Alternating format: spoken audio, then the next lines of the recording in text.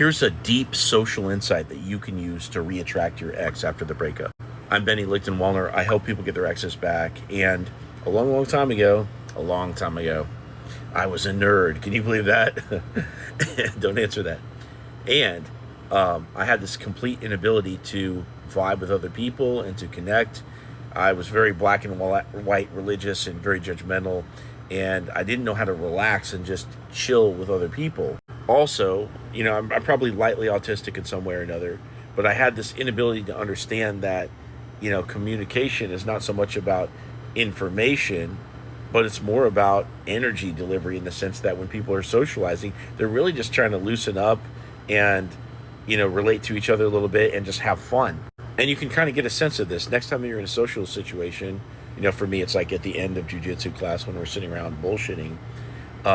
Ask yourself in that moment, the next time you get in a social situation, hey, if I start talking about like the nuances of like neuroscience right now, is that going to go over better than, talking about some epic moment in some movie that everybody knows? If the movie goes over better and everybody likes it better, then you have to ask yourself, well, what's behind that?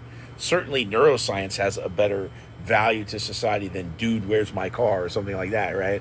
And so what I'm getting at here is this principle that socially, in a social setting, the highest energy level in the room always wins. And you can use this principle to reattract your ex. Let me explain. Maybe 4 years ago or so, I was driving Uber, and I had this dude in the car, in the backseat of my car. He was very social, and he was a well put together guy, good at conversation. And there was an attractive girl in the passenger seat of the car. And he chatted the girl up as we dropped her off to her location. Then he remained in the backseat of the car. Now, after that, an even more attractive girl jumps in the front seat of the car. This is like on the next ride or whatever. And he's still on route to like wherever he's going to go. And so I know he's going to chat this girl up, and I'm like ready for it. Okay. So I kind of said to myself, hey, I know this is coming.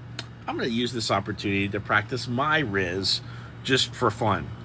Now, sure enough, he ends up hitting up this girl, and they're starting a really good conversation. They have humanitarian efforts in common. They both worked for like charities and stuff like that. And there was a good chemistry. There was a good back and forth flow of energy between the two. But me, having my little knowledge of attraction and whatnot, I decided I'm going to hijack this and kind of take it over. So what did I do? I basically sit back, let them have their conversation. And as I'm listening, even though like he's the one carrying it, okay, and from outside looking in, I'm the quiet one sitting on the outskirts, right, because I'm driving the car.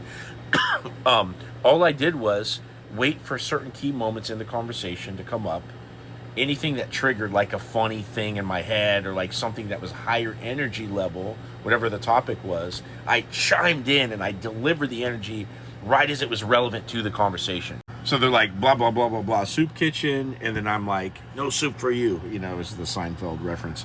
And I don't remember exactly what was said, but the point was they had their conversation, and I just like came at the right moment and like, boom, elevated the energy. Now, this happened a couple times, and, they keep talking, and eventually the guy just goes silent. Like, I just, the girl's like laughing at the shit that I'm saying, blah, blah, blah. And he just ends up kind of fucking ghosting the conversation, just being quiet in the back, because you couldn't argue with what I was doing. Every time something came up, I'm like, boom, like raise the energy level, and I just fucking hijacked it. And I was being a little bit devious, but why am I telling the story? Is to illustrate the point that the highest energy level in the room always wins. So how can you apply this to your ex? Well, first of all, you need to understand that if you go and get endorphins for yourself before you end up talking with them or meeting up or whatever, like you go work out or go for a run, this is going to translate to your energy level, and your ex will have to rise to meet you where you're at, which will be above them, and that's going to give you an advantage, and it's going to be magnetic. You can also hold a smile for 3 minutes, and that will actually make you more charismatic before you go in. You can also power pose for 3 minutes. This will make you more assertive before you go in. There's tips and tricks to this thing. You can also play the highlight reel of your life in your mind before you go and talk to your ex. And this will sort of like temporarily amplify your state, where you're just kind of like accessing all these positive reference experiences in your mind from your actual life, things that actually happened, to convince your subconscious that you're the shit. And that will translate in the way that you talk with your ex. The highest energy level in the room always wins.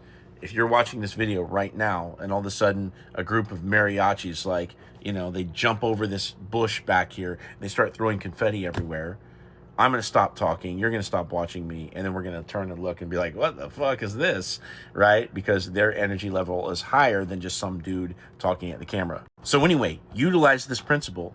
Use it with your ex in order to get them back. You got to do it at the right time. You might need some no contact first, but this is something that will help you. Now, if you want my help getting your ex back, click on my profile, click this link, either set up a call with me or join my community where we do our group calls. And I'd love to hear your story. I'll give you some step-by-step advice on how to get your ex back, and we'll go from there.